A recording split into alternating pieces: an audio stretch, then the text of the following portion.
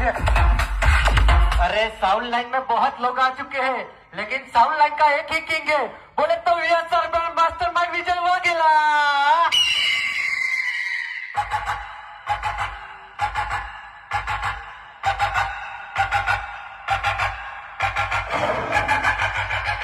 અરે જંગલના રાજા એક જ હોય જેને સિંહ કહેવાય, અને સાઉન્ડના રાજા એક જ છે જેને માસ્ટર માઇન્ડ વિજય વાઘેલા કહેવાય.